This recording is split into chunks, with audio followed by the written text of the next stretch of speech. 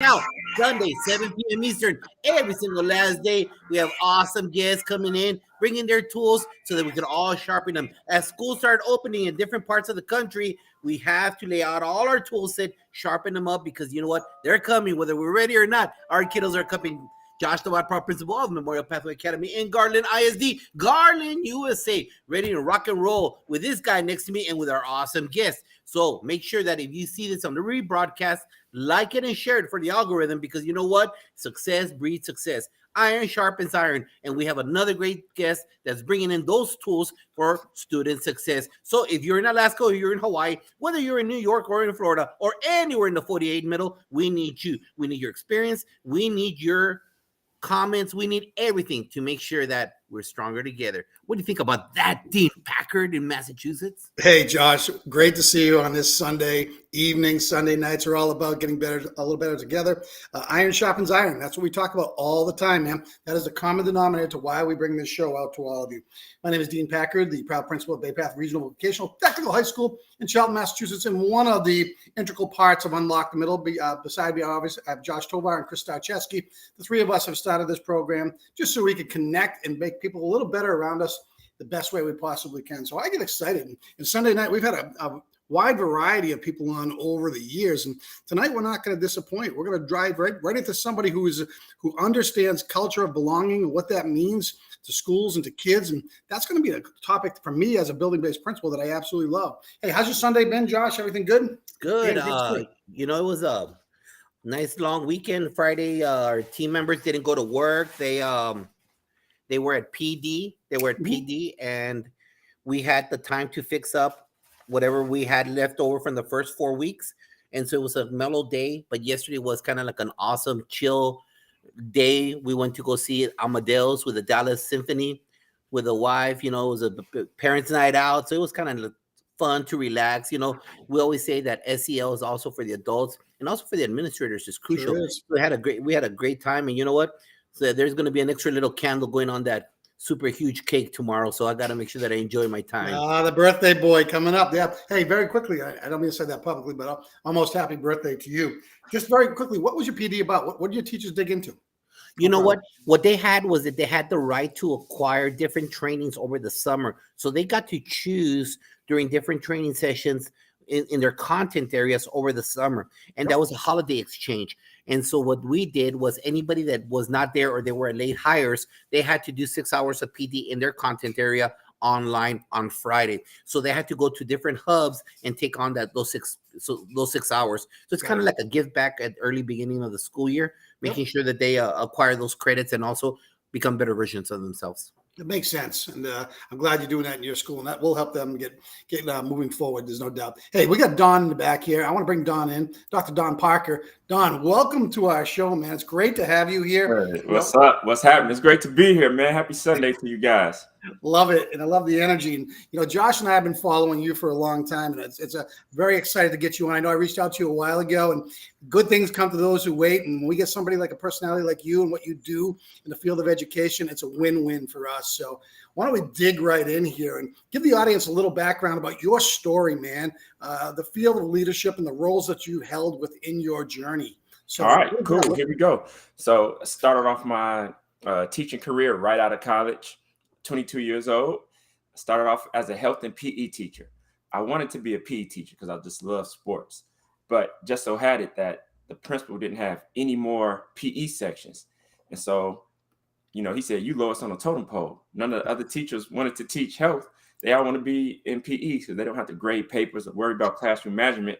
So he's like, the health classroom was right around the corner, get to it. And so if you know anything about the health curriculum, it has a lot to do with social emotional learning. So I spent years teaching health, which kind of, unplanned, kind of created like an expertise in me when it comes to students' social and emotional learning. And so I went from that position as a health and PE teacher to a dean of students. And that's what it was all about, is helping students make healthy choices. You know how to say 10% of the kids make 90% of the problems. And so I was working with that 10% every day here in the Chicagoland area. So students had a lot of personal, family issues and things like that really affected their emotions and their ability to really control their behaviors. And so from that position, I went on to become an assistant principal over school discipline.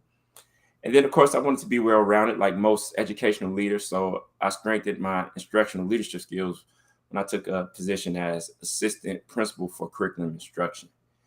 And then I did that for a few years. And then I landed my dream job. I thought I was going to retire from this position. I was the assistant principal for activities and athletics. So really, I was an athletic director.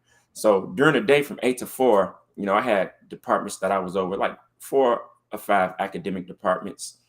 And in the afternoon from like 4:30, in the evening from 4:30 to 9 o'clock, I put on my AD hat where I supervised and made sure all the games were running good. And so I was combining my love for athletics and my love for educational leadership all in one. But fate had it, I became a K-8 school principal in 2015 and just recently resigned from my principal position to do full-time professional development. So that's my journey in a nutshell. And you know what? I feel like I made it because I'm on you guys' show. I'm on Unlock the With you too. So I know I'm successful, man, because I'm here on the podcast with you too. So well, hey, we're going to blow you up. And I'm going to, before I go over to Josh, how hard was it to make that last leap, leaving a principalship, which is it's a good position to be in, to go out on your own and try to make that leap to do professional development going across the country? Not easy. No, it's not easy. So I've been doing PD ever since I earned my doctorate degree. And my study was really on what is the dean of students' best methods and strategies to use working with at-risk students to help them be successful in school and life.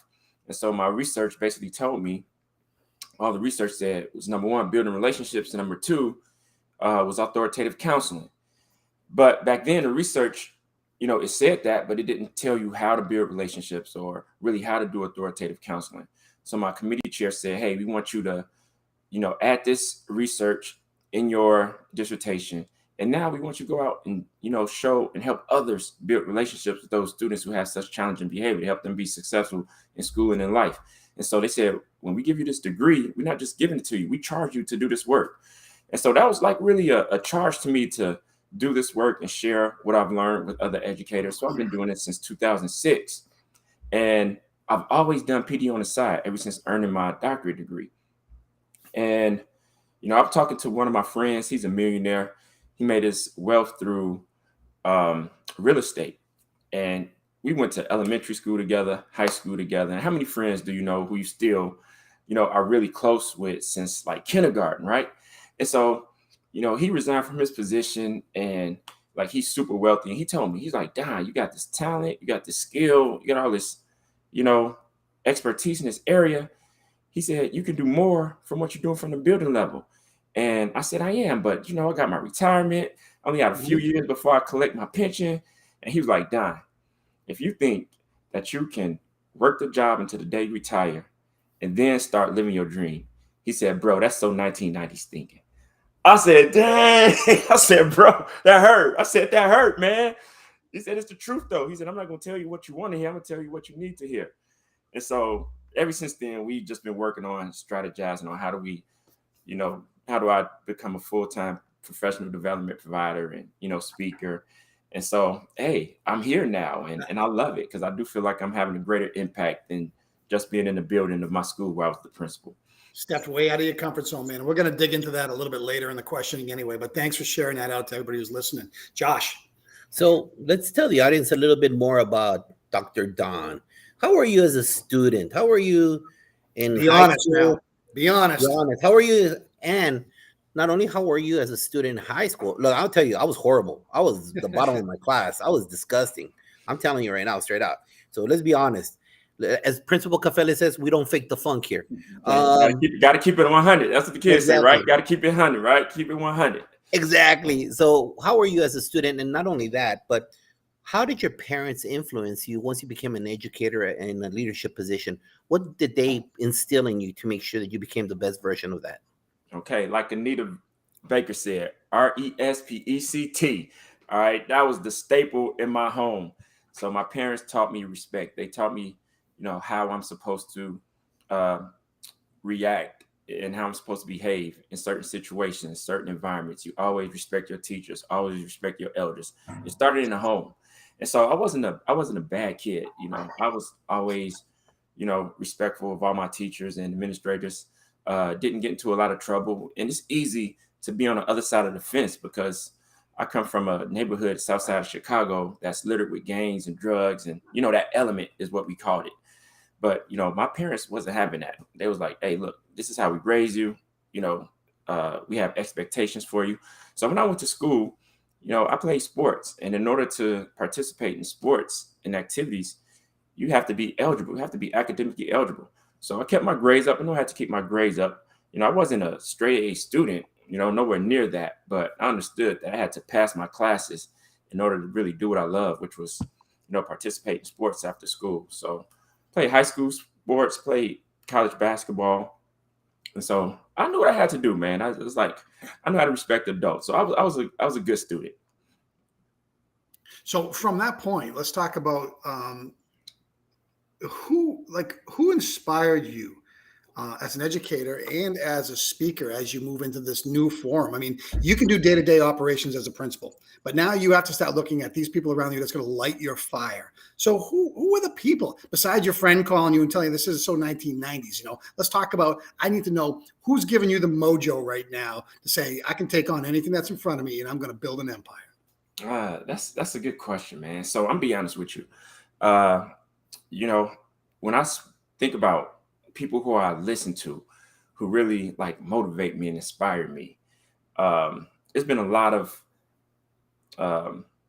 motivational speakers. I love listening to motivational speakers, and so I love listening to Eric Thomas. I love listening to Inky Johnson, and then another one of my favorite speakers, who's also a friend of mine, who is also in the Eric Thomas camp, is Jamal King.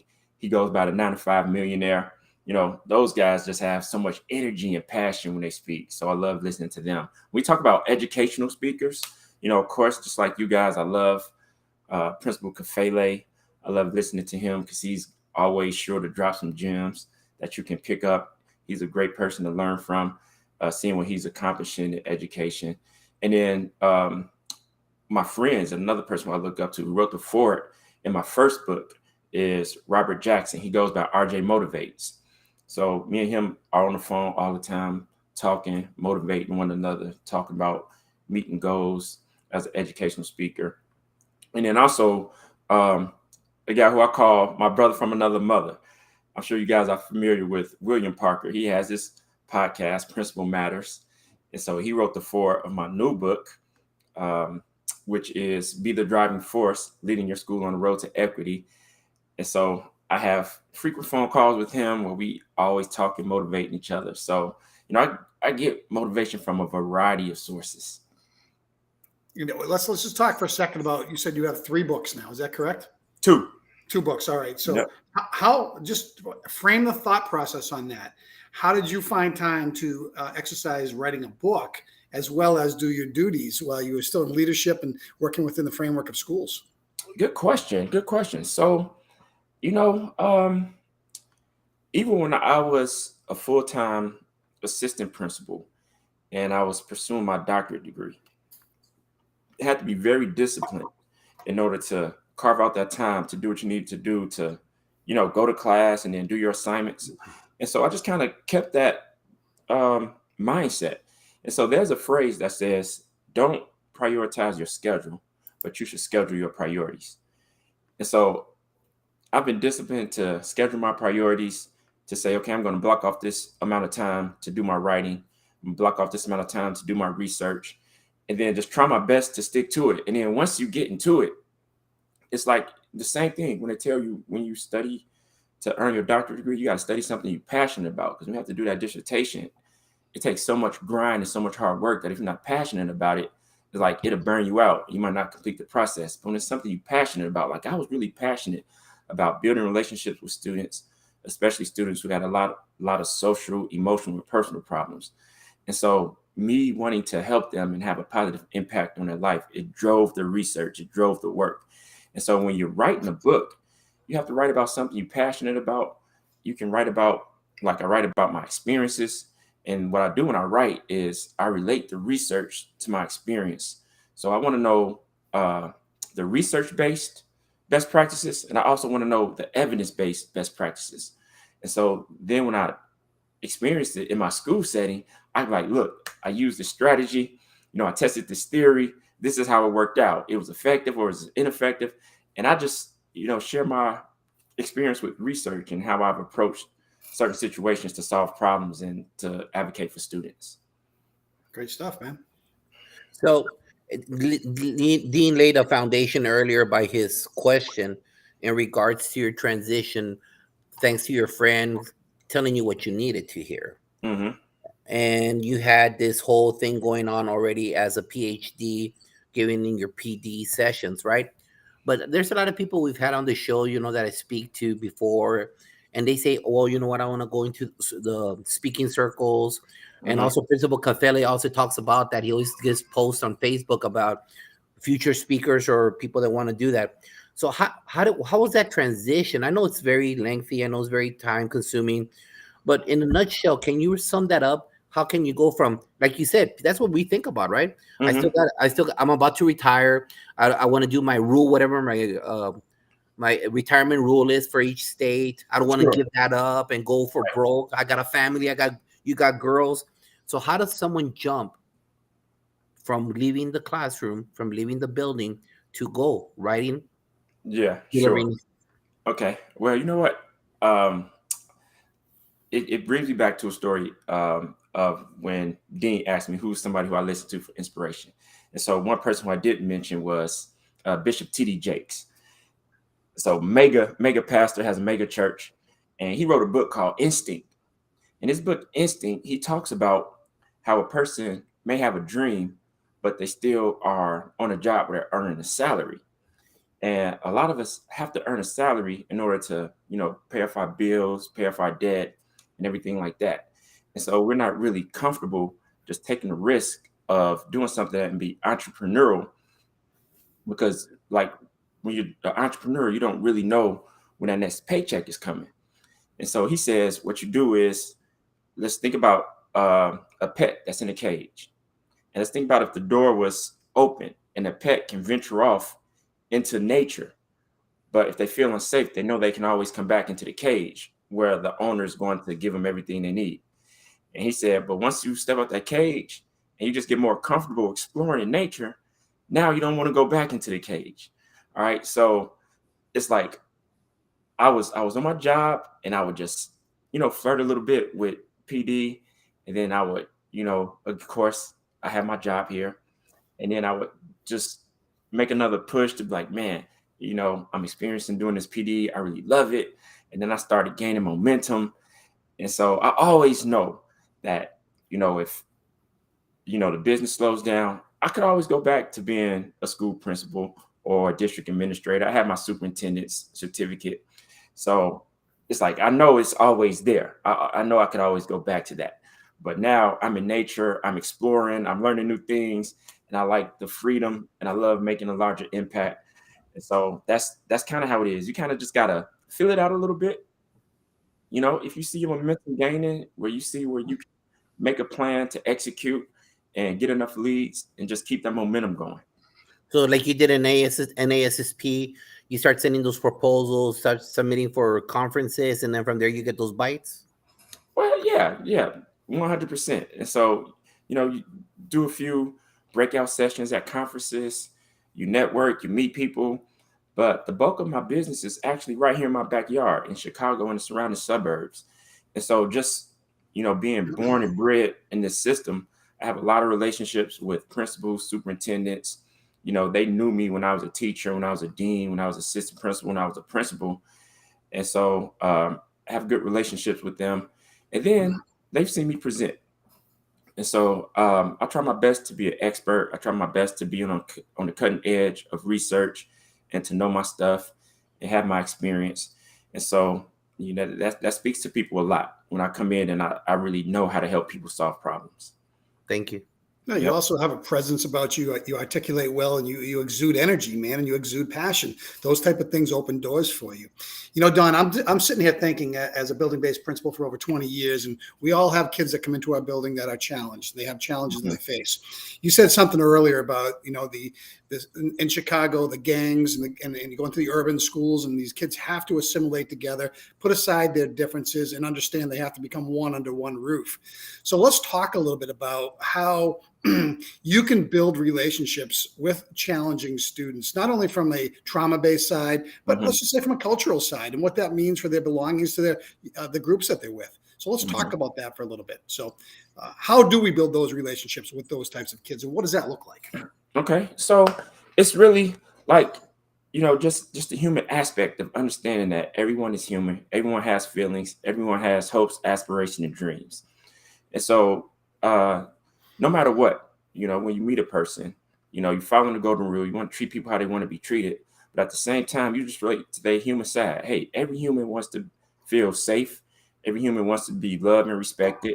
And so guess what? You know, if you feel like that's lacking in your life, I want to be the person that provided. You know, I'm going to let you know I care about you. I'm interested in you as a person, not only in your academic, you know, success, but I'm also interested in you as a person. Like, what's your hopes? What's your dreams? Like, what do you feel like your purpose is in life? Like, if you could do something for the rest of your life and, you know, you wouldn't even get paid for it, but you're doing it because you love it, what would that be? Now, how can we take this education and make it relevant to what your real goals in life are? And then let's just picture that that's our goal, is we're working towards that. So how can I help you work towards that? I want to support you. You know, I want to show you that I want to inspire you. I want to encourage you that you can be the best that you can be. You can do anything you put your mind to. But let's first, you know, take that student, build up their self-esteem, let them know that they're supported and that you're going to be there in their corner. And once they know that you got their best interests in mind, it's like they see your genuineness and wanting to support them. And so you invest in that relationship. And then you leverage that relationship with the student to keep them on the right track. Good stuff right there. So, Doc, we heard since last year at the campus level about SEL for kids. It's not another thing to embed it part of your instruction so they know how to avoid all those TikTok challenges, avoid the confrontations in the lunchroom, avoid all that nonsense. If you embed it as part of your instruction, they could dialogue and control whatever emotional control is within the classroom and the hallways during transition time. But now we have a tendency of forgetting our team members. Our team members also require that SEL. Yeah. And you know, at NASSP, you know that was a push. The whole conference was centered around SEL for us as administrators. Yeah. So that was the whole, every theme of every breakout session had that to do with it. So I present to you, or how can we as administrators, campus-based administrators, help in establishing that SEL for the adults? Man, let me tell you something. That is so important. Quick story. Right around the time where we went from being shut down because of the pandemic,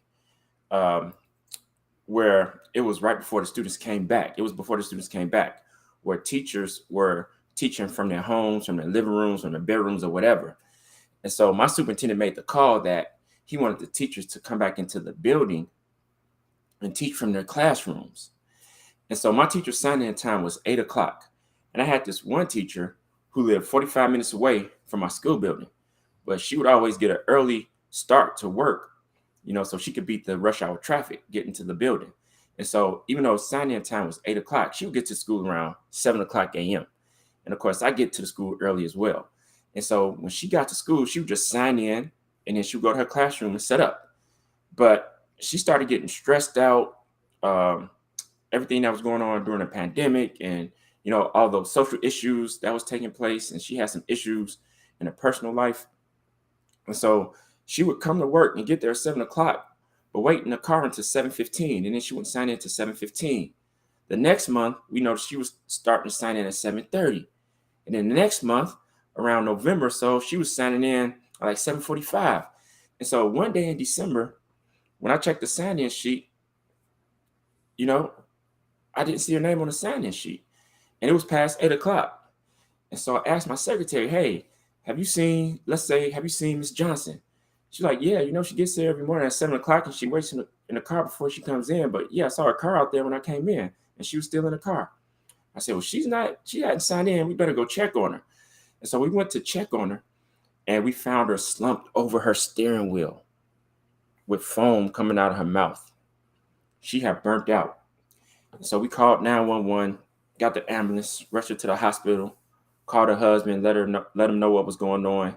He met us there at the hospital. He went back to talk to the doctor, and the doctor just basically told him that she had a nervous breakdown.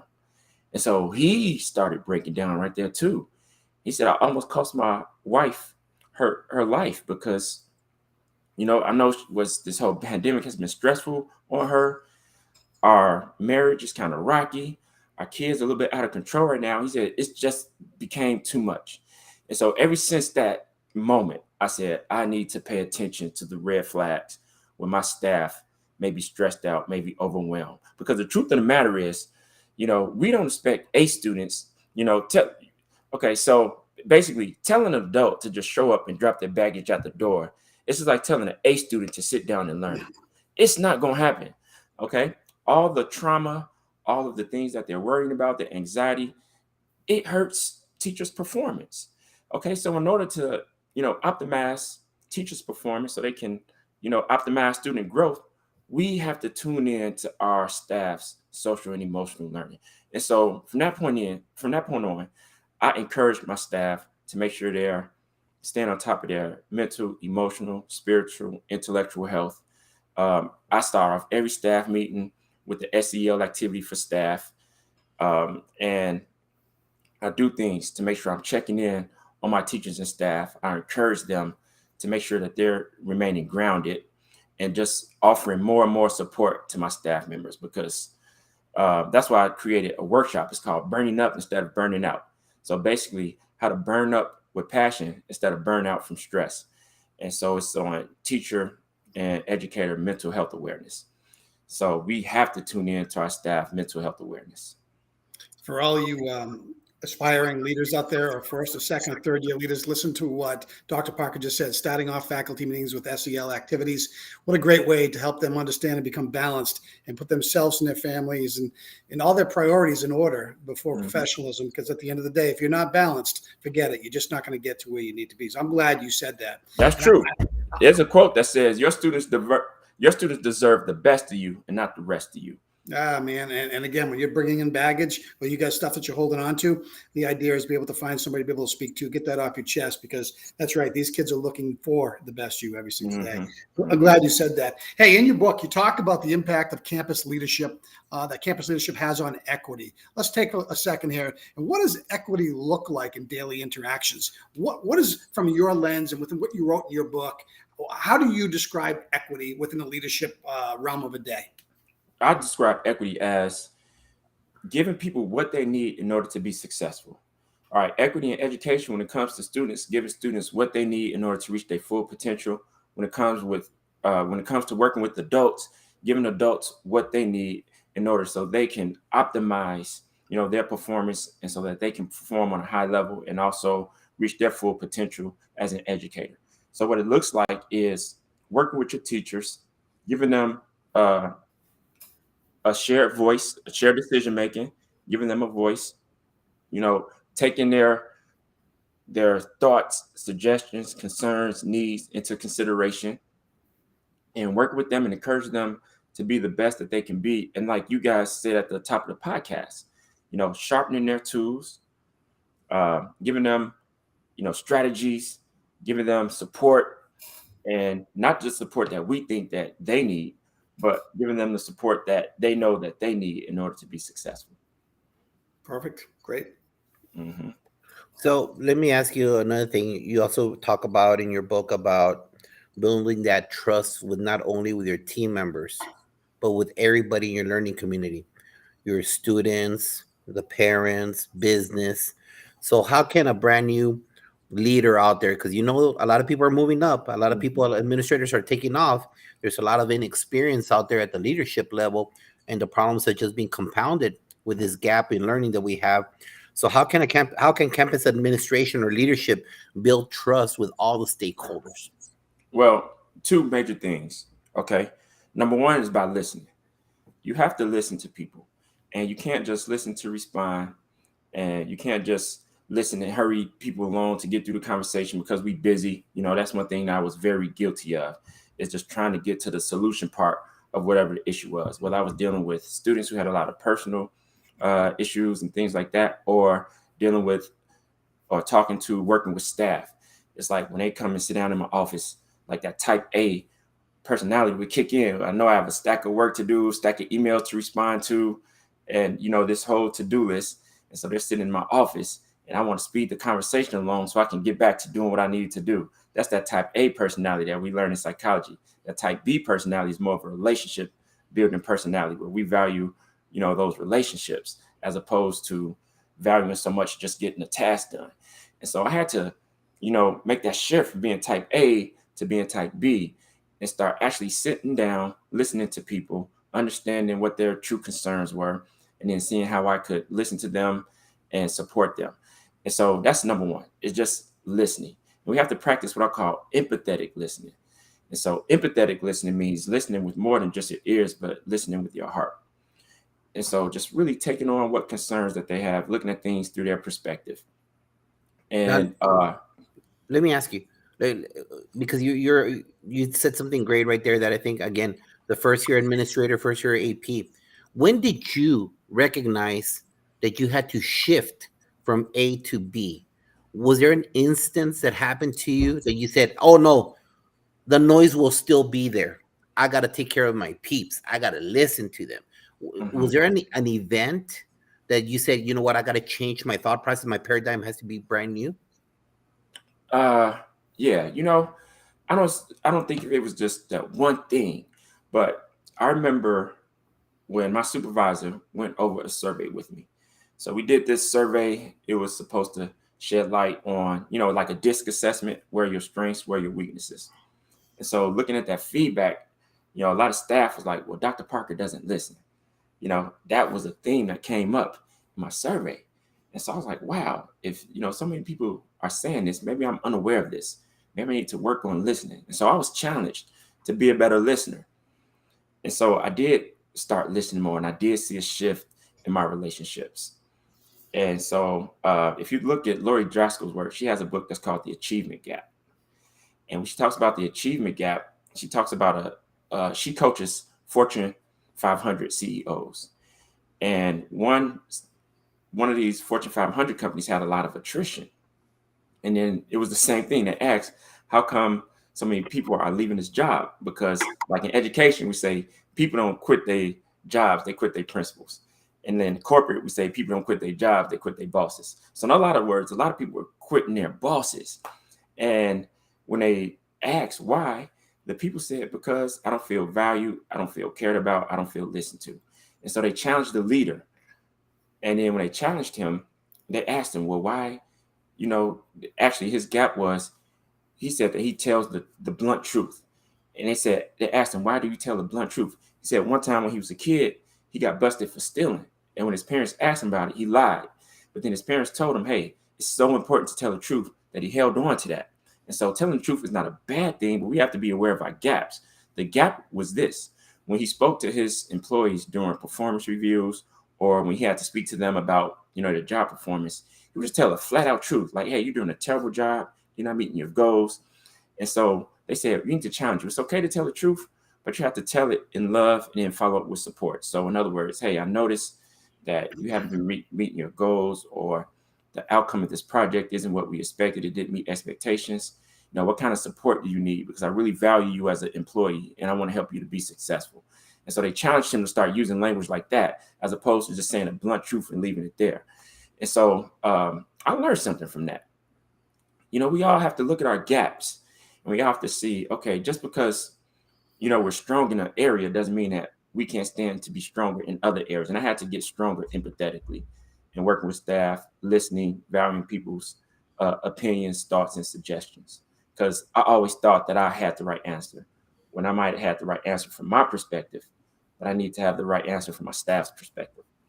You know, Doc, I look at that and I say, and Chris Starchesky coined this phrase a long time ago, we're hard on issues and we're soft on people. We provide tools for people to be successful to access their very best. And if you remember that, especially, I don't care if you're in public education or if you're in the corporate world, you want people to feel value in the organization and where they're in. So those are certain techniques that every successful administrator that I know embraces, and they put to use each and every single day. So I'm glad you brought that up, and I totally agree with you. And That's I'm surprised, Dean, because let's stick here for a second. Yeah. Okay. I'm sometimes surprised at lack of empathy from a lot of leaders when I talk to a lot of teachers these days. And I go all across the United States and doing workshops where there's a lot of teachers in there. And sometimes the teachers feel so undervalued. And we look at teacher attrition, and you look at all the reasons why teachers are leaving. And so back when I first started teaching, like the first year, 1 through 10, a lot of people were leaving corporate and coming into education. Now it's been reversed. A lot of people are leaving education and going into corporate. And you ask why. When they looked at the research to teacher attrition, some of the top ones are lack of salary, student behavior, but another huge one is lack of administrative support. Yep. A lot of people are not feeling supported from their leaders. So you're right. We really have to work on that in education. And sometimes I'm miffed as to why, that's the thing, because like I said, I'm a relationship building guy. I understand the importance of relationships and helping people feel valued, cared about, and significant. And so leaders, we have to be more intentional about doing that for our staff. Well, I can remember going through my second master's, leadership and administration, and there wasn't a lot of talk about relationship. There was a lot of theory. There was a lot of book work. There was a lot of lenses of learning through theories and things of that nature. Mm-hmm. And until you're in the trenches, and I remember when I first started off being a leader, there was kind of like a badge. It was like a shield. And all of a sudden, because I think this way, you have to do it. It took me time to realize that if I ever stepped back and took myself out of the equation as a leader and empowered the people that were supposed to do the jobs around me, that your organization begins to grow very, very quickly. And it changes the trajectory. So, and again, there are also those leaders out there who want to hold every lock and key on their own cabinet and not share and feel empowered by doing that. And that creates a culture of distrust.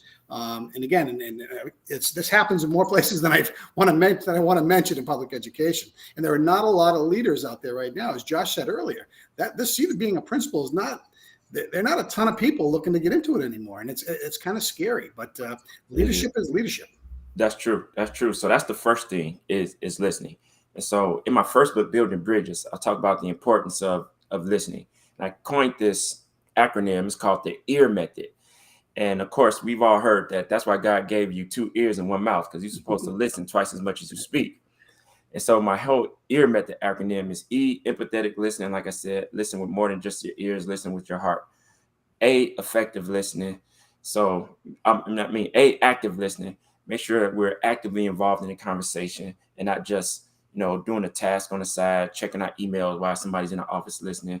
So active listening, being actively involved in the conversation. And R, reflective listening, which is, hey, if I'm listening to you, I'm going to be your reflection.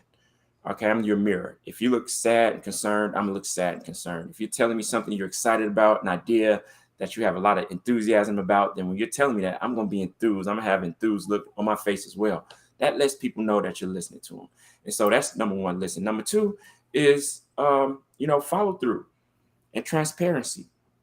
And so when you say you're going to do something, you got to do it, and then you have to be honest with people. And that's another thing. Sometimes we have to be the bearer of bad news, and we can't tell people, something that's not the truth.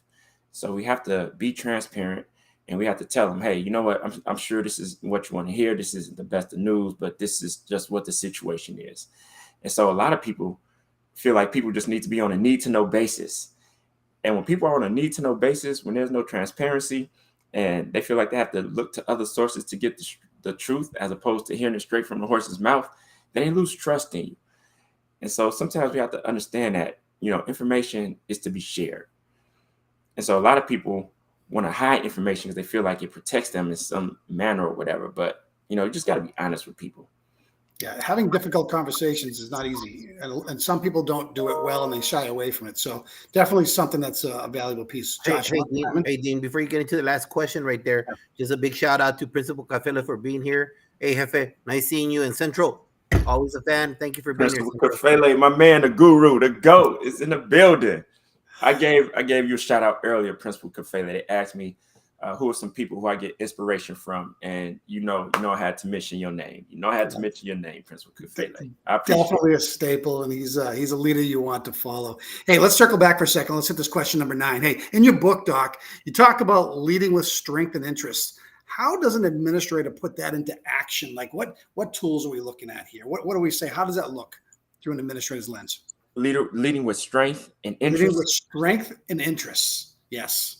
Okay, so leading with strength, man. So as a principal, we have to understand is we are problem solvers. And so if you think about a burning building, everybody's running out of the building. But as an administrator, we have to be heat seekers. And so firemen, they run to the building. And so think about a fire. If you see a fire, if you ignore that fire, then that fire is going to spread. And like you said, a lot of people, they want to avoid problems or sweep them under the rug, and then those problems just get bigger. So what I've learned as an administrator, man, once you address it, you just got to nip things in the bud. You have to run to the problem and just solve the problem, put that fire out. So we have to be heat seekers. And so that's one thing. And then interest. And so principles, you got to think about, what are you passionate about? What's the reason you want to do this work? And so my whole passion was, working with underserved students from historically marginalized communities, and then just working with all students. The great Rita Pearson said, every kid deserves a good teacher. Okay. And every staff deserves a good leader. And so strength and interest. All right. What areas are you strong with? Let's, rely on those strengths while we strengthen our weaknesses. And then interest, your passion, the reason that you wanted to get into education in the first place. And then just keep that passion burning so you stay fueled in order to keep doing the work. Awesome job, Doc. Any message for, right now we're starting week 5. Dean just finished week 1. Yep. Schools are going through different stages. A message for all educators out there as we start 23-24. Okay. Say that one more time, Josh. A message for educators starting the 23-24 school year. Yeah. Okay. So I'm gonna give 2 messages. Okay. And so the one message I'm gonna give is really the title of my first book. Understand the importance of building bridges. Okay. Be that gap filler for your staff, for your students, and for your students' families. Okay. We have to bridge the gap. We have to connect students with the supports that they need, supports and interventions. We have to connect staff with resources and tools that they need, and we have to support our families as well. And so real quick, when me and my wife were before we got married, we were getting more serious. And so if you think about The Bachelor, how they got to go on a home visit, it was that time in our relationship where I had to go on a home visit. I got to meet the parents, right? So we traveled to my wife's hometown, and I met her family. A lot of them embraced me right away, but not everyone. All of them didn't embrace me. And so I got back home. I was telling my mom about my home visit, right? I said, a lot of the family members embraced me, but there was, some who didn't. They was still trying to feel me out. And she said, well, you have to do whatever you can in order to bridge the gap with those family members. She said, because when you marry her, you're not just marrying her, you're marrying her family. And when she marries you, she's not marrying just you. She's marrying your family as well. So whatever gaps you need to fill, to build those bridges, do it. And so it's the same thing in schools. Sometimes we just think about supporting the student. We forget the important piece of also providing that family with support and resources too. So build bridges.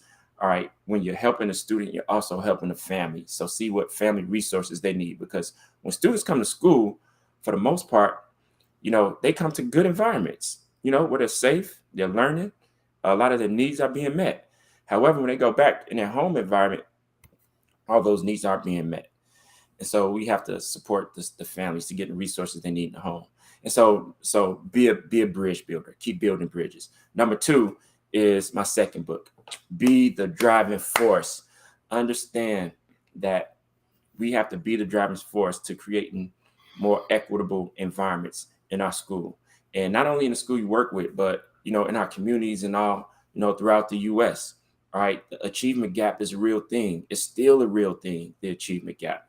The level at which with, students from affluent families, the level at which they learn and achieve compared to, middle class or lower middle class or historically marginalized groups, that gap, hasn't shrank significantly over time, from 30 years ago. So be the driving force to create equity within your schools so we can level the playing field, give students what they need, because education is the key to success. We have to unlock the potential. Awesome, Doc. Thank you very much. Great job tonight. Thank you for bringing all that knowledge to everybody out there from all over the United States and the world, because we have guests from different parts of the world joining in also. So thank you very much. But hey, Dean, it's not over. Yes, Josh. It's not over, Dean. Thursday, the Red Zone, 9 p.m. Eastern, the Leadership Show coming up. And for everybody out there, we're bringing back office hours after September the 15th, a 20-minute problem-solving show with real-world situations.